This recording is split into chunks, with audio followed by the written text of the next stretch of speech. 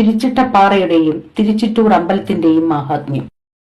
നെടുമങ്ങാട് പട്ടണത്തിൽ നിന്നും ഏകദേശം 3.5 കിലോമീറ്റർ അകലെ വെമ്പായം എന്ന സ്ഥലത്ത് പോകുന്ന വഴി വേങ്കവിള എന്ന സ്ഥലത്താണ് തിരുച്ചിറ്റൂർ ശ്രീ ശിവവിഷ്ണു ക്ഷേത്രവും തിരുച്ചിട്ടപ്പാറയും സ്ഥിതി ചെയ്യുന്നത്. പ്രധാന റോഡിൽ നിന്നും ക്ഷേത്രത്തിലേക്ക് പോകുന്നിടത്ത് ഒരു ആർച്ചും കാണിക്കവഞ്ചിയും ശബരിമലയിലും മറ്റും പോകാൻ വരുന്ന ഭക്തർ തേങ്ങയുടയ്ക്കുന്ന ഭാഗവും കാണാം.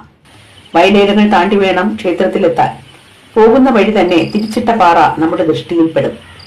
പ്രസിദ്ധമായ ആഞ്ജനേയ ക്ഷേത്രം സ്ഥിതി ചെയ്യുന്ന തിരുച്ചിട്ടപ്പാറയ്ക്ക് ചുവട്ടിലായാണ് തിരുച്ചിറ്റൂർ ശിവവിഷ്ണു ക്ഷേത്രം കാണപ്പെടുന്നത്.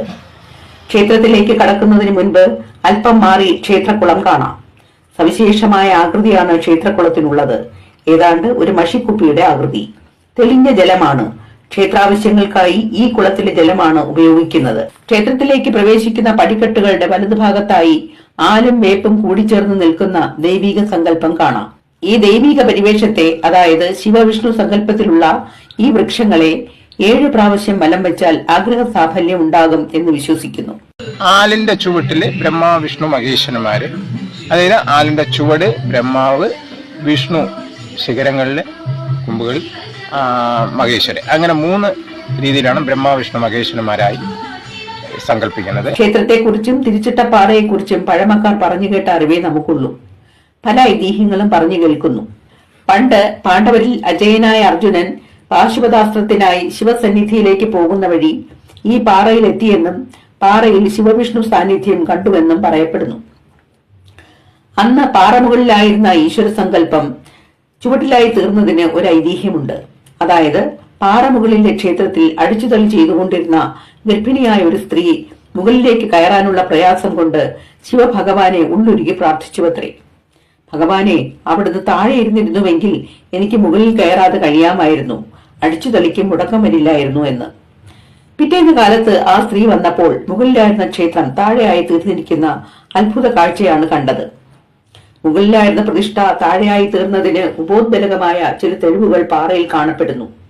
ശിവലിംഗം ഇളകിമാറിയ അടയാളവും ശിവന്റെ വാഹനമായ നന്ദിയുടെ കയറുരഞ്ഞ പാടുകളും ഇന്നും ഈ പാറയിൽ കാണപ്പെടുന്നുണ്ട്. ശിവനും വിഷ്ണുവും ഒരേയിടത്ത് സ്ഥിതി ചെയ്യുന്നു എന്നതാണ് ഈ ക്ഷേത്രത്തിന്റെ സവിശേഷത. ഒരേ ക്ഷേത്രത്തിൽ 2 പ്രതിഷ്ഠകളായാണ് ശിവനും വിഷ്ണുവും കുടികൊള്ളുന്നത്. ശിവപ്രതിഷ്ഠയ്ക്ക് മുന്നിലുള്ള നന്ദി വളർന്നുകൊണ്ടിരിക്കുന്നുവെന്നാണ് വിശ്വാസം. പൂജാരി ദിവസവും മാല ചാർത്തുമ്പോൾ നന്ദിയെ തഴുകി തലോടി നന്ദിയുടെ വളർച്ച തടയുന്നു എന്നാണ് പറയപ്പെടുന്നത്. കാരണം നന്ദി വളർന്ന് ക്ഷേത്രത്തിന്റെ ഉയരത്തിലായാൽ പ്രളയമുണ്ടാകും, ലോകം നശിക്കും എന്നാണ് പഴമക്കാർ വിശ്വസിക്കുന്നത്. അതിൽ എത്ര വാസ്തവമുണ്ടെന്നറിയില്ല.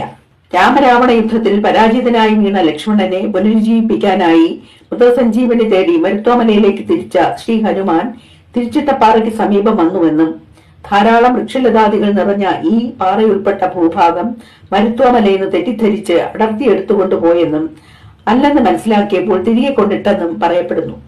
അങ്ങനെ തിരികെ കൊണ്ടിട്ട പാറയാണ് തിരുച്ചിട്ടപ്പാറയായത് എന്നാണ് പഴമക്കാർ പറയുന്നത്. മരുത്വാമല കൊണ്ടുപോകുന്ന വഴി അടർന്നു വീണ ഒരു ഭാഗമാണ് തിരുച്ചിട്ടപ്പാറ എന്നും പറയപ്പെടുന്നു. തിരുച്ചിട്ടപ്പാറയെക്കുറിച്ച് മറ്റൊരു ഐതിഹ്യം പറയുന്നത്, ത്രേതായുഗത്തിൽ ലങ്കാധിപനായ രാവണൻ ശ്രീരാമപത്നിയായ സീതയെ ലങ്കയിലേക്ക് തട്ടിക്കൊണ്ടുപോയ അവസരത്തിൽ സീതയെ വീണ്ടെടുത്തു കൊണ്ടുവരാനായി സമുദ്രത്തിൽ ഒരു പാലം കെട്ടേണ്ടി വന്നു.